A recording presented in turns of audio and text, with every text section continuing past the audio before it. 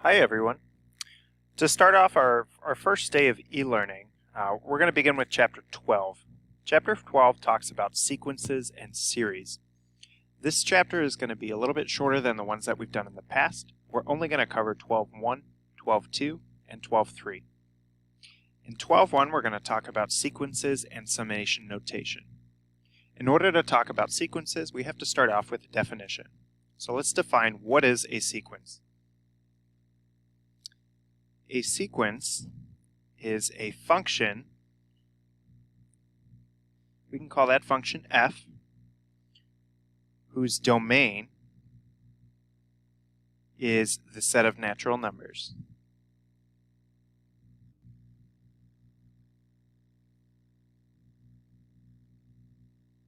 So the inputs in a sequence are the set of natural numbers. So 1, 2, 3, 4, all of our counting numbers, only positive. The terms of a sequence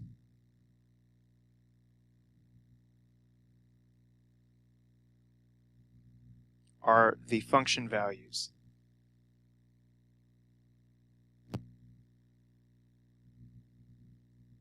So examples of that, we would say f of 1, f of 2, f of 3, and so on. We would continue all the way through to f of n, to some n, where n is a natural number, and that even continues even further to f of n plus 1, f of n plus 2, and so on. Because there are infinitely many natural numbers, we can have sequences that are infinitely long. They have infinitely many terms. In particular, the sequence has terms A1, A2, A3, all the way up to AN, AN plus 1, and so on. We call this A1 is our first term of the sequence. A2 is the second term of the sequence. A3 is the third term, and so on. AN is the nth term.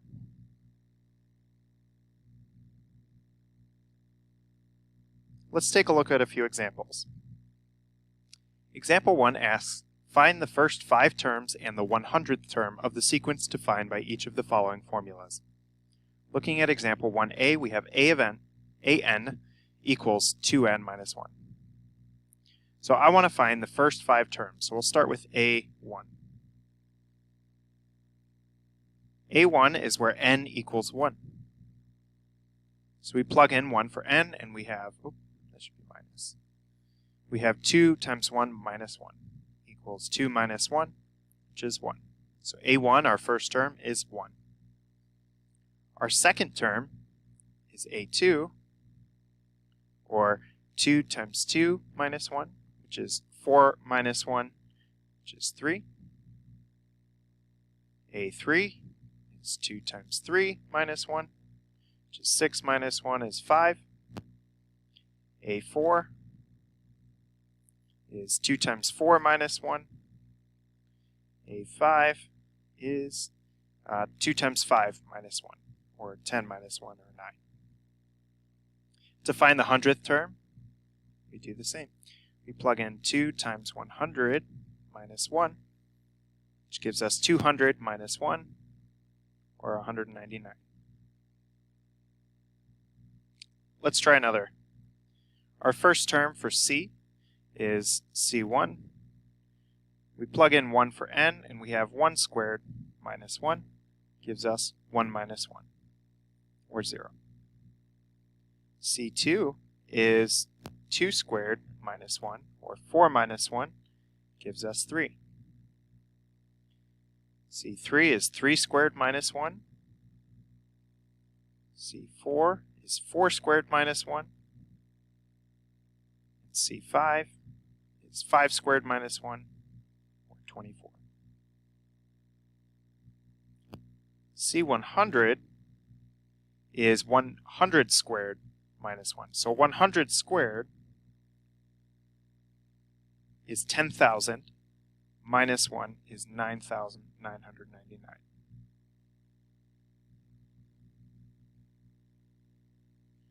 Try the next two on your own. You can pause the video and try the next two. Alright, picking back up where we left off. You can check your answers. For letter C, we have 1/4, 2/5, 1/2, 4/7, 5/8, and for T100 is 100 over 103. For letter D, we have -1/2, 1/4, -1/8, 1/16, 1/32, -1/32, and 1 over 2 to the 100. When you're completing letter D, you may notice what's going on with each successive term in the sequence. We have -1/2, positive 1/4, -1/8, positive 1/16, -1/32, and then positive 1 over 2 to the 100. Every successive term is flipping from positive to negative. If you look at the formula defining the sequence, you may notice that the numerator is -1 to the n. We notice for every even n, the sign is positive, and for every odd n, the sign is negative. So any time that we're trying to define a sequence where each successive term flips from positive to negative and vice versa, we're going to use this term here. That's going to flip our sign with every successive term. All right. Moving on. Example 2. Find the nth term of a sequence whose first several terms are given. So here we have 1/2, 3/4, 5/6, 7/8. You may notice that the numerators are all of the odds, the odd natural numbers. The denominator are all of the evens. So if we were to define a sequence an, we would say that the numerator is all of the odds, or 2n minus 1, and all of the denominators are evens, or 2n. Let's try this one. This one here, we have each successive term goes from negative to positive to negative to positive. So we have a sign flip. And then what do you notice about the value of each of these terms in the sequence? We have 2, 4, 8, 16, 32. These are all powers of 2. So in order to define a formula, we have an. We need that sign flipper, so we're going to do that -1 to the n. And then we have powers of 2, so 2 to the n, where the first term is 2, the second term is 2 squared, so 2 to the 2, third term is 8, so 2 to the 3. And then I always go back and double check, is the sign flipper operating correctly? We have the first term is negative, so when n is 1, is this negative? It sure is, -1 to the 1. If the second term is positive, so we have -1 squared is a positive 1. So our sign is going to be positive. Let's talk about recursively defined sequences. If you've ever talked about recursive algorithms, anything recursive, the word recursive means it's receiving a value from the previous, right? So when we're talking about a sequence, we're taking the next term in the sequence is defined by any or some or all of the terms preceding it. So defining a recursively defined sequence is where you have a term where that value depends on one or more of the terms behind it. One of the most famous recursively defined sequences is the Fibonacci sequence. You may have heard this before. In order to define recursively defined sequences, we need some initial values, right? So looking at this sequence here, we have fn equals fn minus 1 and fn minus 2. So this is saying that any term in the sequence is defined by the sum of the previous term and the term 2 before that. So the one right before it and the one right before that, so 2 before. So let's just find some of the terms. F1 that was given to us, that's 1. F2, also given to us, is 1.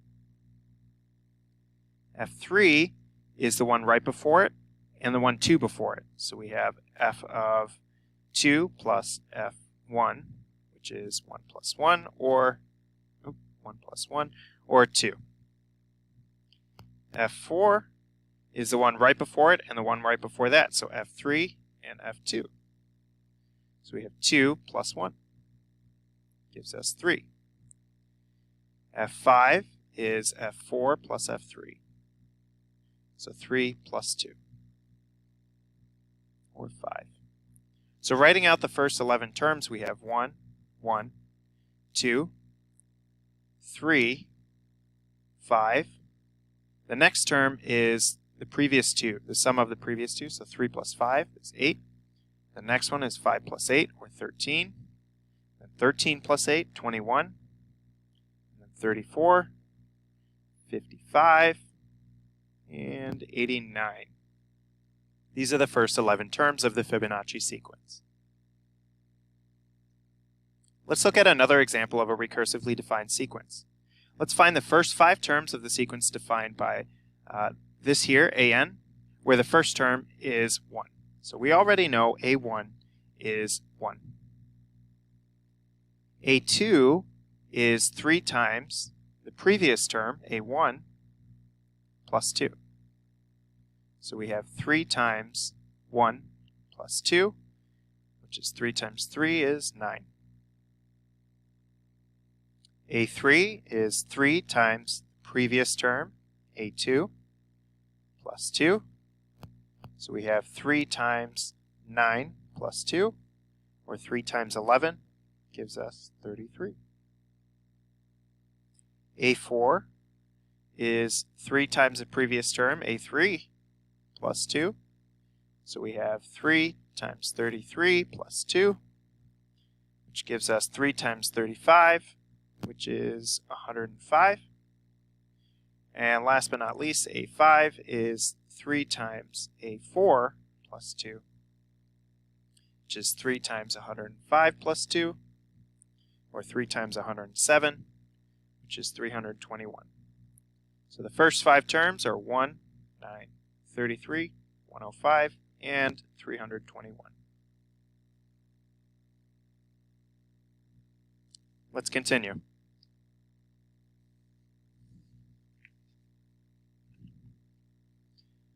So for example 4, I've given you a sequence, 6, 10, 14, 18, and I want to find the explicit definition, so a formula defining an.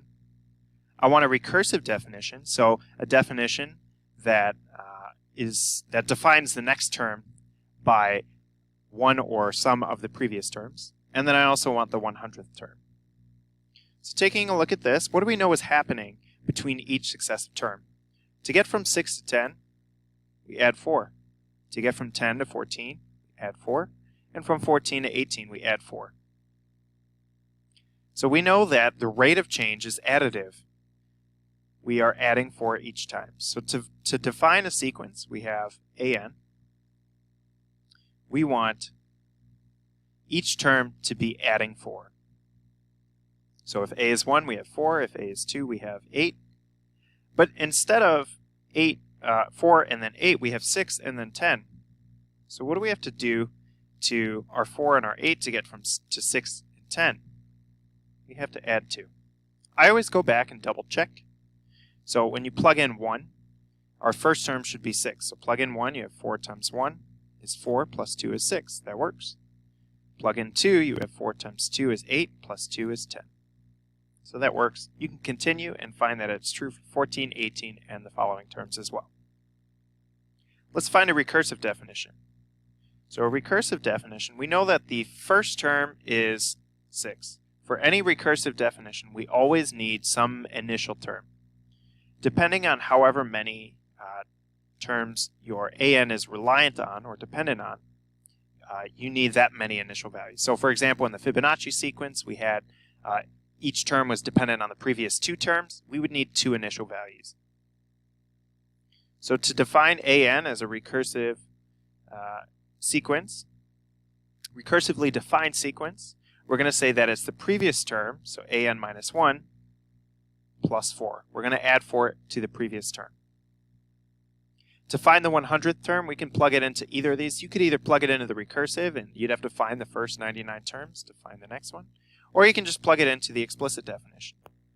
Alright, welcome back to the 12-1 notes. Sorry about that. The videos only allow for 15 minutes at a time. So we're just going to pick right back up where we left off. So where we finished off was the 100th term of this sequence here. We plugged it into our explicit definition, A100. So we plug in 4 times 100 plus 2 gives us 402. Let's talk about partial sums of a sequence. Given the sequence, A1, A2, A1, A2, A3, all the way to AN and AN plus 1, and continuing on infinitely. The partial sums of that sequence are as follows. We denote this as a capital SN. S1. We'll call that S1. So the first partial sum is going to be just that first term, sum of just the first term. S2 is going to be the sum of the first two terms, so A1 plus A2. The third partial sum is going to be S3, which is A1 plus A2 plus A3. So you might already recognize the pattern. We can continue on to Sn, which would be the sum of the first n terms. So A1 plus A2 plus A3 plus all the way to An.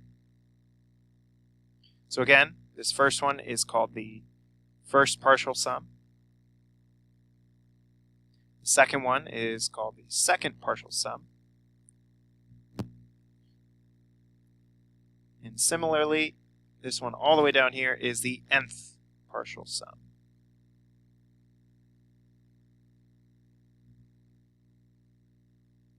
We can also make a sequence out of the partial sums. So if we were to make a sequence S1, S2, S3, all the way to Sn, Sn plus 1, and so on, this is the sequence of partial sums.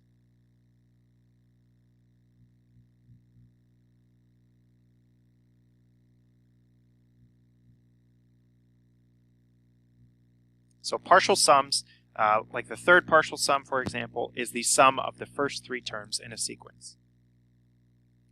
Let's find the first 4 partial sums and the nth partial sum of this sequence here.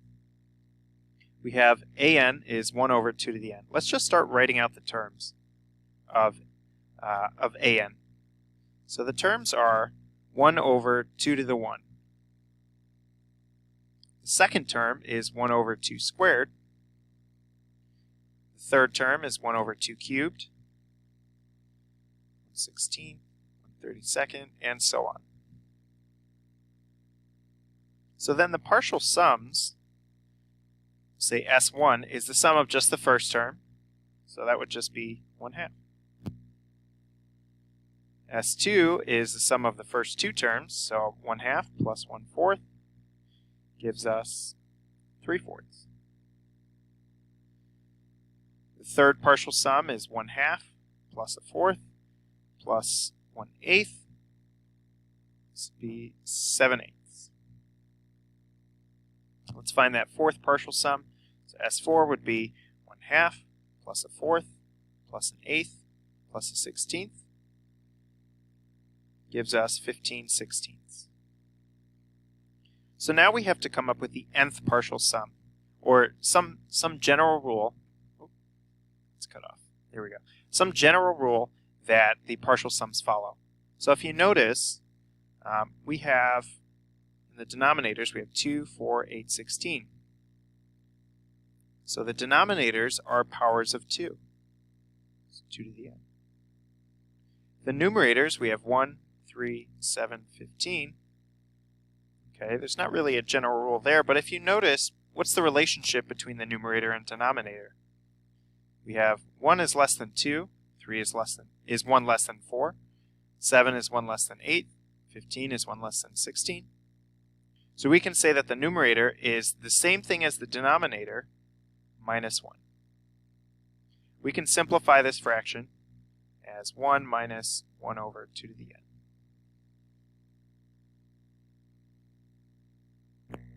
Alright, so let's talk about summation notation. A lot of texts use summation notation. Others call it sigma notation. So you can see either one. You can refer to it as either one. It's pretty commonly understood. Sigma is the Greek letter S, right? So S for sum. So when we're talking about sums of sequences, we're talking about sigma notation, the Greek letter S. So given the sequence, A1, A2, A3, A4, and so on,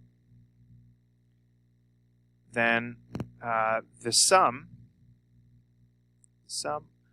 of the first n terms is denoted by that Greek letter S, so it looks like this. And we'll say from k equals 1 to n of ak. So this is read as the sum of ak from k equals 1 to k equals n. We have a of 1, a1 plus a2 plus a3 plus all the way up to that top number, an. So what is k? K is the index of summation.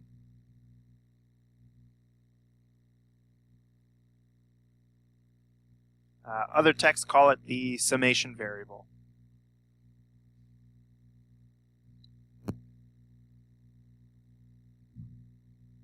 So whenever you see something like this, we're saying we want to take k equals 1 and we'll plug it in for k.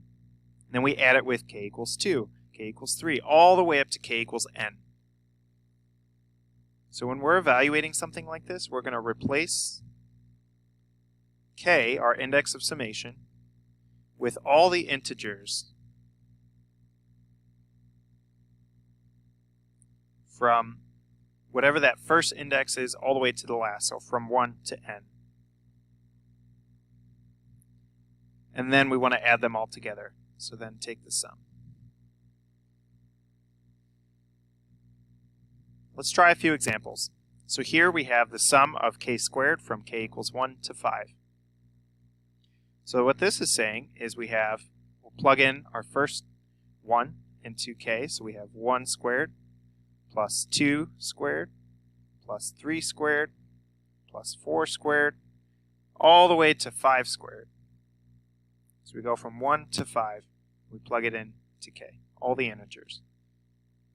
So we have 1 plus 4 plus 9 plus 16 plus 25. Add those up and you get 55. Try letters B and C on your own. All right, and we're back. So if you've completed these on your own, check your answers. We plug in the index 3, 4, and 5. So from 3 to 5, the integers in for j. Likewise, for this one, we plug in integers from 5 to 10 into I, and we add them up. For this last one, we don't have an I in what we're taking the sum of. So what this is saying is for integers 1 to 6, just add 2. So we have 2 plus 2 plus 2 plus 2 plus 2 plus 2 gives us 12. So we want to replace the integers from 1 to 6 in for I, but since there is no I, we're just going to add up 2 plus 2 plus 2 6 times. Okay. Our last few examples, I've given you the sum, and I want you to write that using summation notation or sigma notation. So here, we have 4, 9, 16, 25, all the way up to 256. You may notice that these are all perfect squares. So we have 2 squared plus 3 squared plus 4 squared plus 5 squared, all the way up to 256, which is 16 squared. So we can write this using summation notation. K begins at, well, we'll say it's the perfect squares, k squared, where k begins at 2 and ends at 16. So this is saying the sum of k squared from k equals 2 to k equals 16. looking at this one here, we've got a bunch of roots, so I could say that this is the sum of roots. But we have, this one's not in a root, but we could say that 1 is the square root of 1, sure. We have square root of 3, square root of 5, all the way up to square root of 23. What do we notice is the pattern between each successive term? We have all the odd natural numbers up to 23. So we have 1, 3, 5, 7, 9, 11, 13, and so on all the way up to 23. So we're taking the square root of all of the odds. So we have 2k minus 1. And we're saying from k equals 1 to, well, how do we get to 23? For what value k do we plug in to get equal to 23? 12. When we plug in 12, we have 2 times 12 minus 1 gives us our final term, 23. So our index is going to go from 1 to 12. This is summation notation and sequences at 12.1.